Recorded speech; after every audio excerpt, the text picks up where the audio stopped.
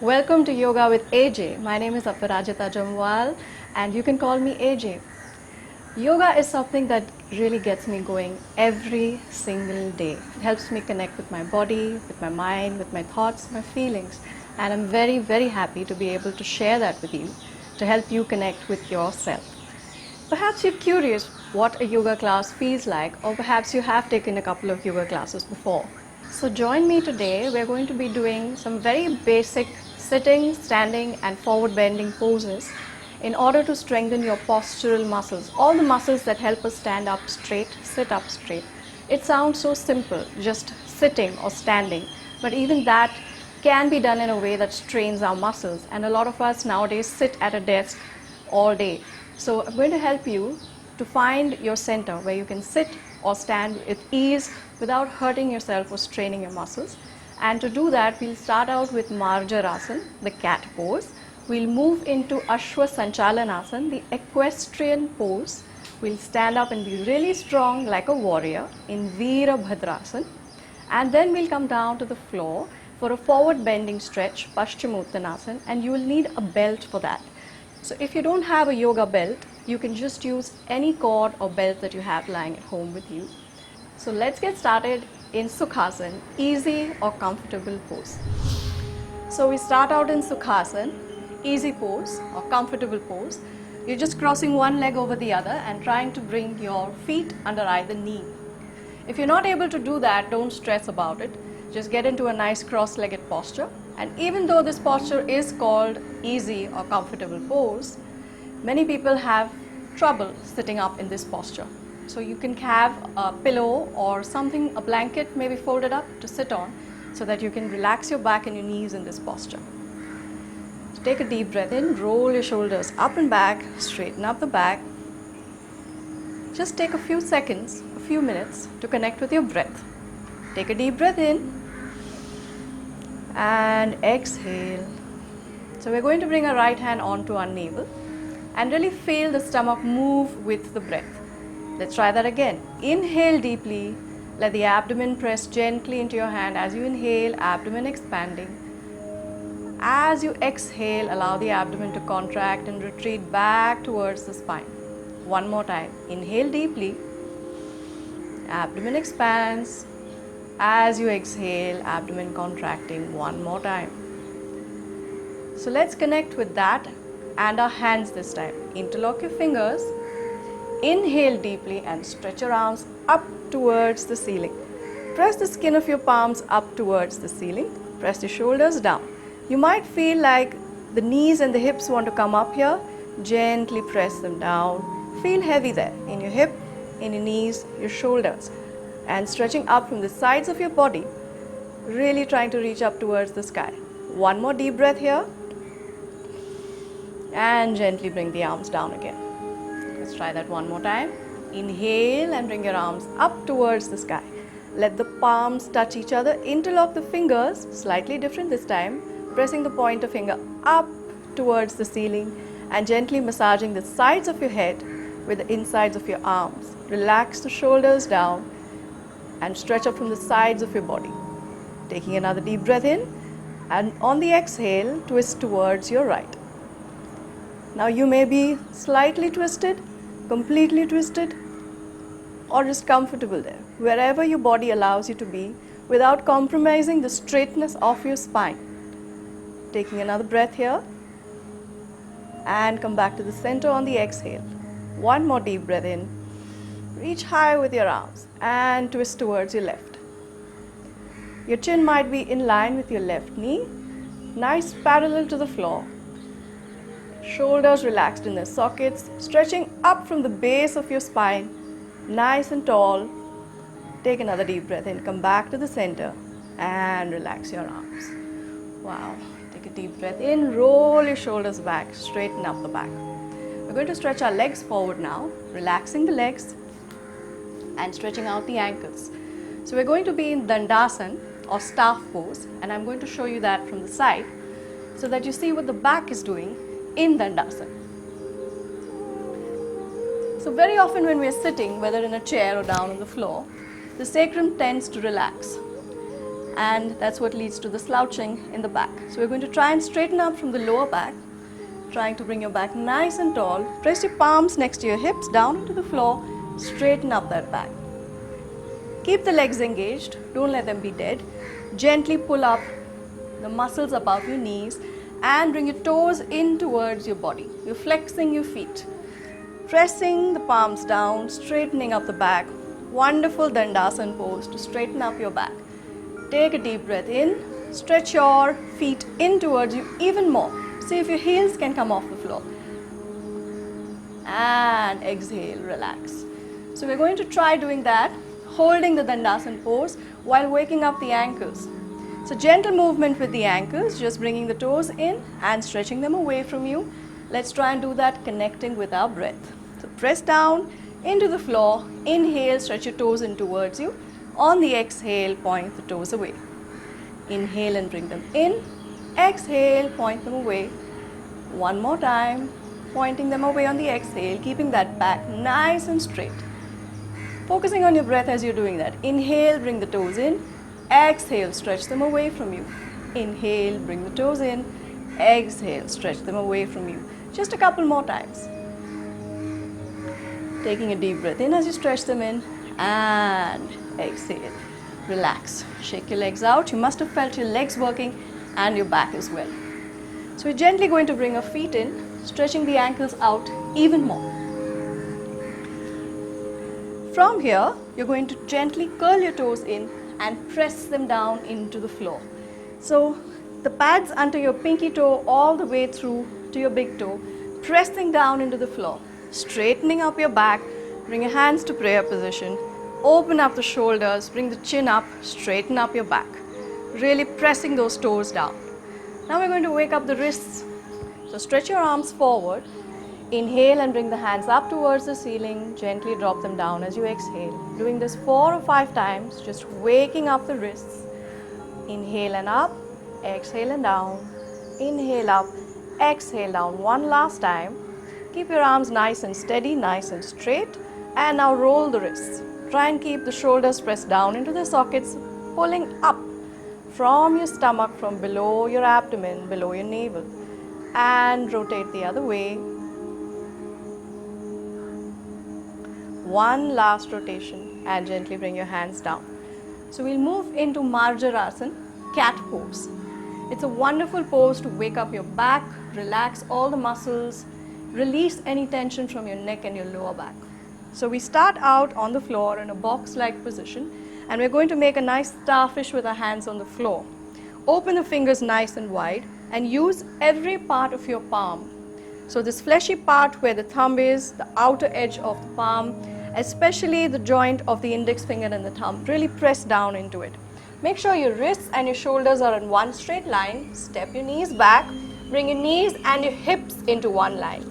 So shoulders and wrists in one line, hips and knees in one line. The hands are shoulder distance apart, the knees are hip width apart. As we inhale, we're going to stretch up with our chin and our tailbone. As you exhale, pull the belly button into the spine, curve under, bring the chin into the chest, curl the tailbone in. Inhale and stretch up again. Bring the tailbone up to the sky, press the middle of your back down. As you exhale, curl under, coming into a nice small ball with your spine. Inhale, stretch forward, try and bring your chest forward between your hands. Exhale, curl under one more time. Last time, inhale and stretch up. As you exhale, curl the spine in. And come to a nice neutral position with your spine. This is a great place to be as well. So we've arched our back, we've curved our back, and now we come to a neutral position. And you can't really do that unless you activate your stomach muscles. So you're going to need to use your stomach and gently pull the stomach into the spine, straighten out the back. Now stretch your right leg back.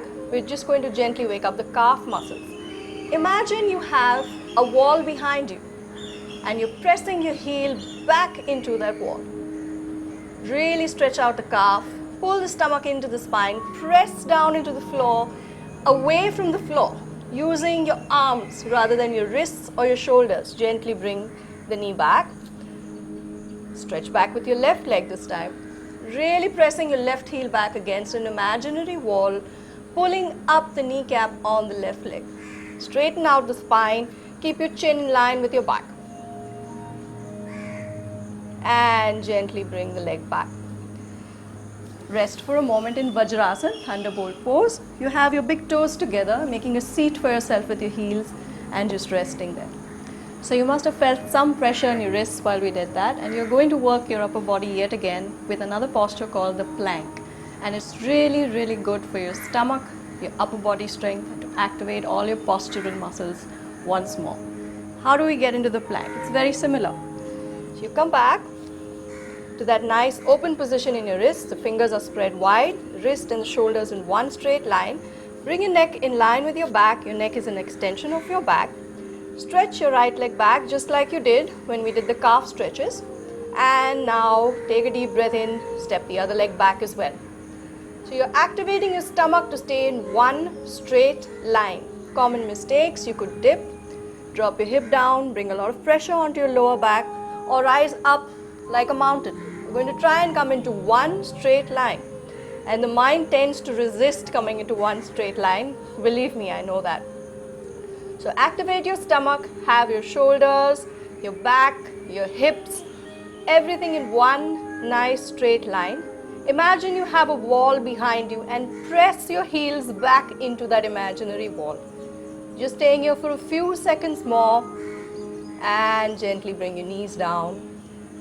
Rest in Vajrasana. That was great. So you would have felt your wrists working, your shoulders and your stomach. If you don't have the strength to stay in this pose in the beginning, what you can do is go against a wall, press your heels against a wall and come up in the plank. You can try an easier version that way. So we're going to do the plank one more time. Actually, we're going to do it 2 more times. But we're also introducing another pose called Ashwa Sanchalanasana, the equestrian pose. You're going to pretend you're riding a horse. So come back up onto your knees, step your right foot forward in front of you. Try and bring your fingertips down onto the floor. Now many of you might be happy here. Perhaps you don't have the stretch in your hips yet. So you can stay right here. And those of us who are a little more open in the hips can stretch the leg back. If you feel comfortable here, try stretching the leg back even more. So you're going to try and gently press your hips down into the floor as you stretch your chin up towards the sky. Imagine you're a horse, you have a lovely mane flowing behind you, looking up towards the ceiling. If you can, try and bring one palm down onto the floor. If you can, try and press the other palm down onto the floor. Continuing to stretch up towards the ceiling with your chin at the same time. Taking 2 more breaths here. And relax. Press the palms down onto the floor one more time. Curl the left toes under. Pick up the left knee. Bring your body into a nice straight line, stretching your neck in front of you, looking a little ahead of your toes on the floor. Now keeping your body in one straight line, just slide the right leg back to plank. Holding here for a few breaths. Opening out the shoulders, nice and wide. The neck, the back, the hips, all in one straight line. Heels pressing back against an imaginary wall. Breathing here, one more deep breath and gently bring the knees down. Come back to your knees and step the left foot forward. Bring the fingertips down onto the floor. Stretch your right leg back. Stretch the toes down, press them down against the floor. And if you have sensitive knees, if your knees start to hurt at this point, perhaps you can have a double mat or just fold up a blanket and put it under your knee, the one that's pressing down into the floor. Try and bring both palms down onto the floor if you can. Stretch up with your chin towards the sky. And it's perfectly fine to be on your fingertips as well, if that's what makes you feel good. Also, if your leg doesn't allow you, it's fine to be here as well. Just as long as you're getting a good stretch in your hip and in your back. Gently press your palms down into the floor. Curl your right toes under. Pick up the right knee, come into one straight line. Slide your left leg back, you're back in plank. Open up the shoulders. Extend the neck. Look a little ahead of your fingers on the mat. Have your back, your hips all in one straight line, pressing the heels back against an imaginary wall. Breathing here for 3 more breaths. And gently bring the knees down. Rest in Vajrasana. So if you couldn't hold that pose as long, don't worry about it. You can try it one more time at your own pace, strengthening your upper body at your own pace. We're going to roll up from here. Gently bring your fingertips down onto the floor. Roll your feet back. Sit up. Bend the knees and just hang there for a while. And now slowly come up one vertebra at a time. Head coming up last. And walk to the front of your mat. We're in Tadasana now. Standing up nice and tall like a mountain. Important thing to remember about the Tadasana pose is that the body is a holistic system. So you need to work right from the base all the way up to the tip of your head. Open out your toes and spread them nice and wide. And then press them down into the floor. Feel the base of the little finger, the little toe and the big toe as well as the heel pressing down into the floor. Straighten up your back, roll your shoulders back, pull up gently with your abdominal muscles. Imagine your thighs are also gently pulling up. The muscles above your knees, gently pull them up. And as we said before, the neck is an extension of the spine. Grow tall from the back. And we're going to make it a little more challenging, trying to see if you can maintain this posture. Gently bring your weight a little forward onto your toes and raise your heels off the mat. Trying to stay nice and tall, firm there without wobbling, nice and straight. Focus your drishti, your gaze, on a spot in front of you which isn't moving. Hold there, open up the chest, try and be steady on your ankles, staying there for a few more breaths. And gently bring the heels down onto the mat again. So there are a few points in your body that help you to stay nice and stable. One is your ankle. So if you're moving through the middle toes rather than the little toe or the big toe, your ankles will stay nice and stable. The second is your kneecaps. You're going to pull up the kneecaps. The third is your hip and your stomach. When you engage your stomach, a lot of people are confused about that. What does that mean? How do you engage your stomach? What is your core muscle? A really simple way to feel it is to cough. Those are the muscles that are being used when you're coughing. Your stomach muscles, the deeper stomach muscles. But the core muscle is not just in your stomach. It wraps all around like a belt. So you're going to pull up the back and the stomach together. Open up the chest nice. Keep the shoulders nice and wide. Press down into the shoulder sockets. And maintain that posture, coming up one more time. Press the legs together. Pull up the kneecaps, straighten out the back, take a deep breath in, this time using the arms, raising the heels up off the mat. Fix your gaze or your drishti on an unmoving spot. Focus there for a while. What tends to happen when you focus is that you might hold your breath. So don't hold your breath, breathe. A lot happening at the same time. Thinking of your ankles, your stomach, your shoulders, your arms, your breath, your focus. It's all happening at the same time. Gently bring your heels down, release your arms. So that was Tadasana, and before we move ahead, I'd like to take a moment to speak about the spine and the placement of the hip. You can stand with your feet hip distance apart and just feel your hip, your lower back, and how it's placed. Connect with your lower back. We want to have a nice neutral placement for the lower back, neither arching forward and pressing the sacrum back, nor contracting and pulling in through the pelvis. So it's nice and straight, neutral. Imagine your pelvis, your hip is a bucket. And if you stretch forward, the water will spill out the front. And if you pull in, it will fall out the back. So you want to keep your bucket nice and straight so the water stays in your bucket. So bringing that into the next pose, you're going to go into a nice wide straddle pose, 4 to 5 feet apart. A nice way to know is stretching your arms out and seeing if your feet are in line with your palms. Bringing the principles of Tadasana into this pose as well. Press down into the feet, the inside as well as the outside of the foot, the toes as well as the heels. Pull up the kneecaps, grow tall through your abdomen. Open out the shoulders, relax them down to the floor, and of course imagine your neck is an extension of your spine.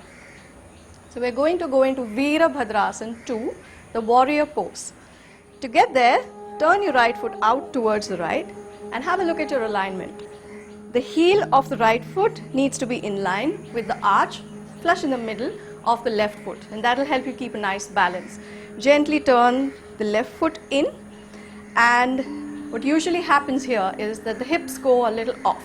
So press down from your hip down into the foot on the left side and try and equalize the hips. Feel your hips here. Both your hands equal. Now press your right calf forward and bend the right leg. So it's in a nice right angle. The ankle and the knee as well as the buttock and the knee in one straight line. Your upper body will not travel forward with your leg. It stays in the center. Stretch your arms up. Both arms, be aware of them, especially the back arm, and gently only turn your head towards the right, making sure the knee and the ankle are in one line. The left foot pressing down, especially the outer aspect of the left foot, down into the floor. Staying here for just 3 breaths. Shooting out your energy from the fingertips of both your arms, stretching up tall towards the sky, opening up your chest, and gently straighten up the leg. Bring your hands down to your hips again, rest the arms. Bring the right foot in, check your alignment, toes of both feet in one line, and let's try the pose on the other side. Turn your left toe out to the left side, turn the right foot in slightly, bring the toes in. Check the alignment on your feet. The left heel and the arch of the right foot need to be lined up. Stretch your arms up and feel the hip equalizing. Press down from the right hip straight down into the heel. Straighten up both your legs as much as you can, and now pressing the left calf forward, going into that nice deep bend,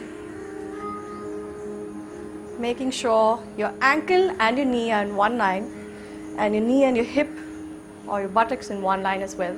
Stretch your arms out. Make sure you're not leaning towards the front, twisting.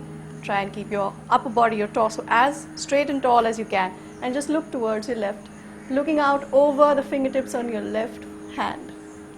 Breathing here for 3 breaths. Really using your legs. You should be feeling both your legs working, not just the bent leg. And to do that, you need to press down into the outer edge of your right foot. Stretching both your fingertips away from you, feeling the energy shooting out. Take a deep breath in, straighten out the legs. Bring your hips level. Bring your hands to your hips, rest your arms. And that's Virabhadrasana 2. You can practice this one more time on your own if you feel like.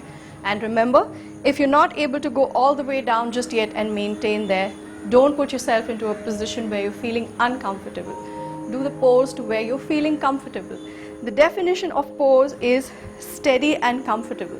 We're almost at the end of our practice today, and we're going to end with a seated forward bend called Paschimottanasana. So coming down to the floor, and you're going to need your belt now. Sitting down on the floor, whatever kind of belt you have, it might be a belt that you wear usually around your pants, could be a cord.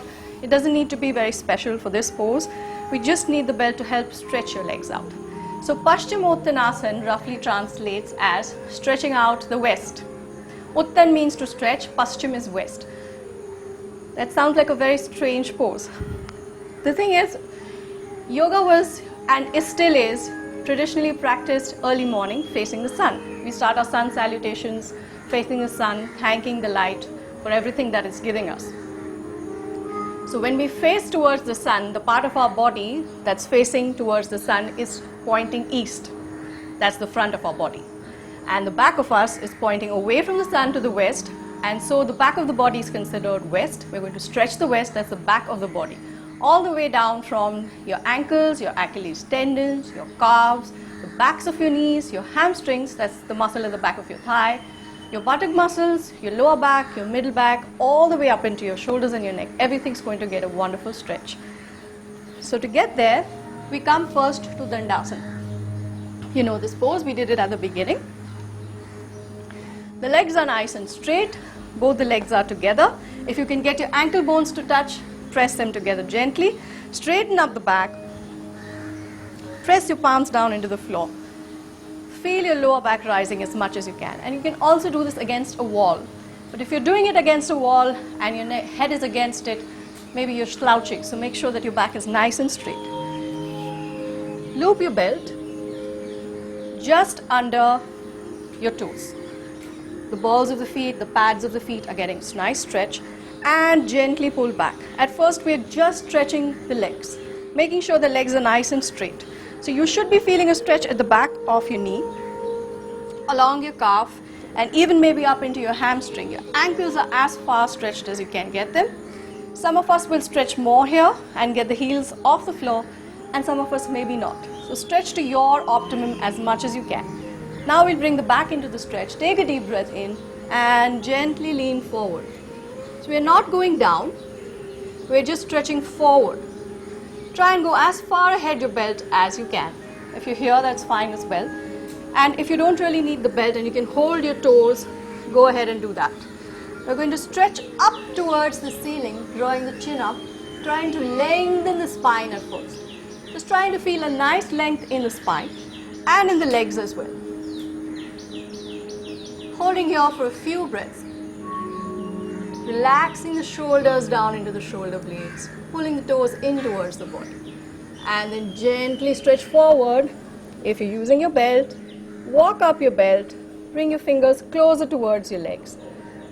Relax your elbows, relax your shoulders, and try and stretch the crown of your head, that's this part, forward towards your fingers, your toes, going forward rather than down. So you might have seen those poses in the yoga magazine where the head is touching the knees, and we don't want to try going there straight away because that'll curve the back. So we want to stretch the back and stretch the legs, and that's where we're going at first. So just thinking of going forward rather than down, and as your back opens up, you'll be able to go forward and down, bringing your head down. We're not going there just yet, just stretching, holding this pose for about 10 seconds more. Relaxing the shoulders, relaxing the elbows as much as we can, stretching up first and then forward over your legs, wherever that allows you to go. Just breathe, relax into the pose. Forward bending poses are cooling poses. They are meant to cool your body down. They are poses of surrender. And you can't really surrender when you're trying very, very hard. So try and just give in to your body weight, give in to gravity. Feel your body where it is. Try and feel what's stopping you from stretching further. Where is the tightness in your body? Which part of your body is feeling inflexible? Which part of your body is feeling more flexible? Staying there for just 5 seconds more, relaxing the shoulders, relaxing the back, just allowing the back to go wherever it wants to go at the moment. Taking one last long breath in, inhale deeply, come up towards the ceiling, bring your arms down behind you. We're going to do a counter pose. Paschimottanasana, stretching the west, the back of your body. Purvottanasana, stretching the east, that's the front of your body. So you're going to bend your knees and we're going to make a little tabletop with your body. Your hands are about 6 to 8 inches away from you, fingers pointing away from your body. Take a deep breath in. Come into a tabletop position, stretching the hips up, remembering to use the glutes and the hamstring, not the lower back, to stretch up.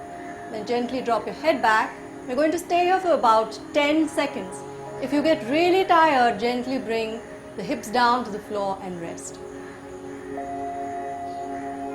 And gently bring your hips down. Stretching out your legs once more, giving them a little shake. And come back to Sukhasana. Easy pose. Like I said before, keep a pillow handy if you don't feel comfortable in this pose. So we're just going to be in a nice seated pose, and for some of us maybe it won't be in Sukhasana. Maybe you would like to go to Vajrasana, the thunderbolt pose. The toes are together, the heels are falling apart to either side, and you're making a nice seat for your body. So choose a pose that feels good to you, that you can stay in for a while. We're going to focus on the breath to finish the class. I like to sit in half lotus, so I'm going there. Ardha Padmasana. Make sure your seat is comfortable, your back is nice and straight.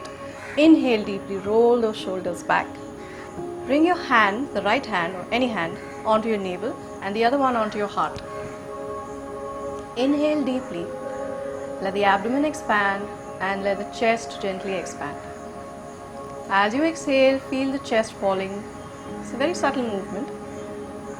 And let the abdomen contract, retreating back towards the spine. Doing that a couple of times at your own pace. Inhale deeply, let the abdomen expand, let the chest expand and rise. Feel your ribs moving out to the sides.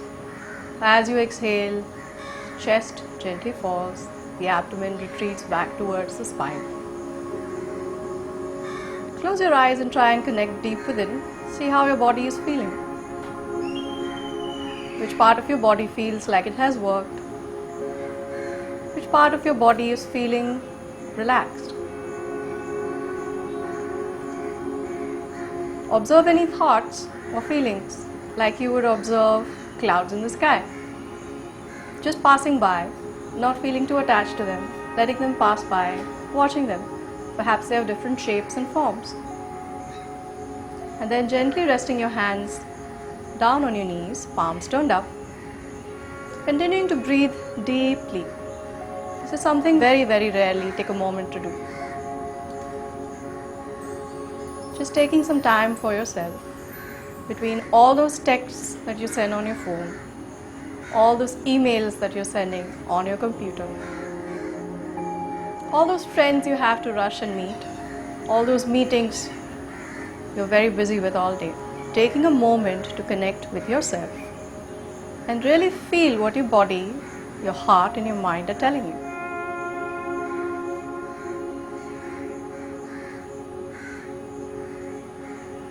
And as you watch your breath, perhaps it will slow down. Gently open your eyes, relax your breath and bring your awareness back to your posture. Roll the shoulders back, straighten up the spine, bring the chin parallel to the floor. That was yogic breathing, relaxed, open abdomen. If you watch a baby when it's lying down in its crib, newborn baby or a very young child, you will notice that the stomach moves very freely. And this is something that we do very naturally. But as we grow older, we learn to hold the abdomen in because of stress or tension, or maybe you've read it somewhere in a magazine that you need to have 8 packs. So the stomach needs to move very freely when you're breathing. Most of us don't do that. We breathe very, very shallow.